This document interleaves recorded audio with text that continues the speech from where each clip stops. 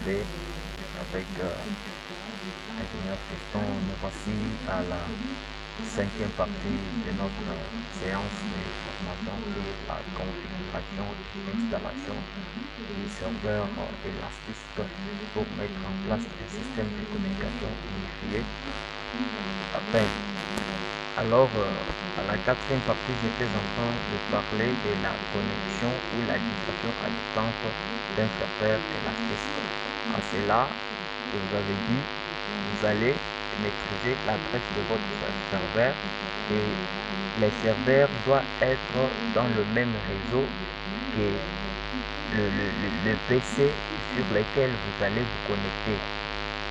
Vous ouvrez le navigateur, vous tapez l'adresse de votre serveur et directement l'interface d'administration va s'afficher. Sans plus tarder, je vais vous demander de vous abonner à notre chaîne si vous n'êtes pas abonné. Et n'oubliez pas d'activer sur la cloche de notification pour ne pas rater de nouvelles vidéos.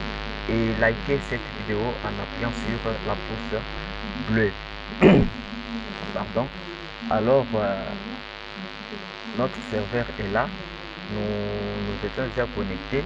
Ça, c'est l'interface de notre serveur.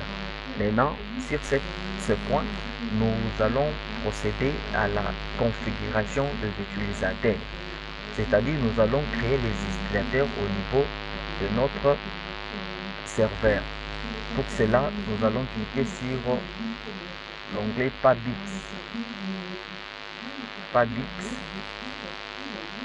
Le serveur va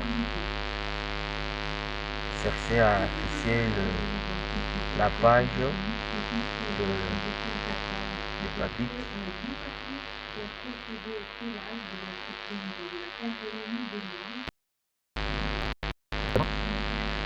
Une fois cliqué sur le Pabix, directement, le serveur va afficher la page de la configuration de Pabix.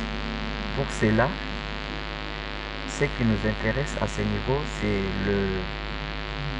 la partie d'ajout des extensions ou des utilisateurs. Si vous constatez, j'avais déjà créé 3 utilisateurs dont le numéro est là. Il y a Jeanne, Fred et Angela. Et puis, je vais procéder à la création des 4e utilisateurs pour vous montrer comment on crée un utilisateur dans le serveur Elastic. Sans plus tarder, je vais cliquer sur Submit, qui veut dire soumettre, c'est en anglais. Submit. Le serveur va charger la page de la configuration d'utilisateur.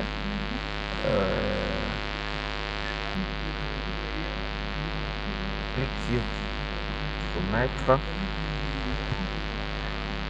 Le serveur va charger la page de configuration d'utilisateur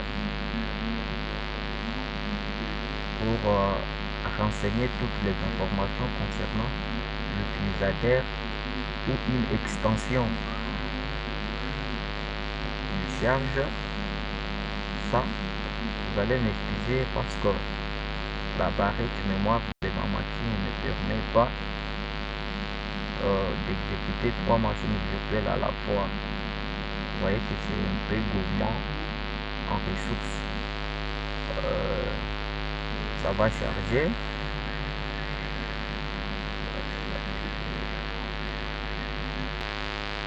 Ah bon, il charge maintenant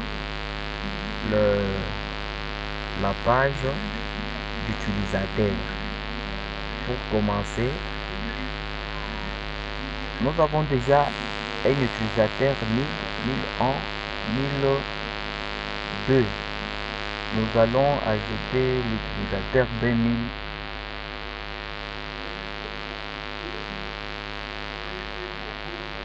2000.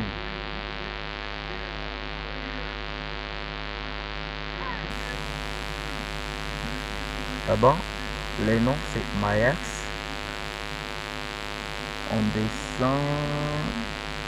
On va définir un mot de passe.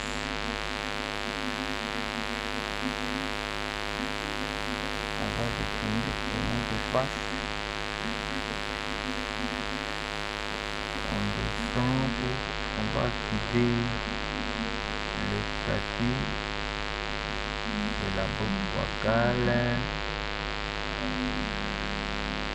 On va descendre jusqu'en bas.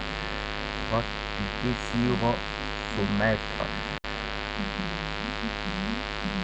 clique sur soumettre. Directement, le serveur prend en charge les informations et après il va afficher l'utilisateur que nous venons de créer. Maintenant, télécharge.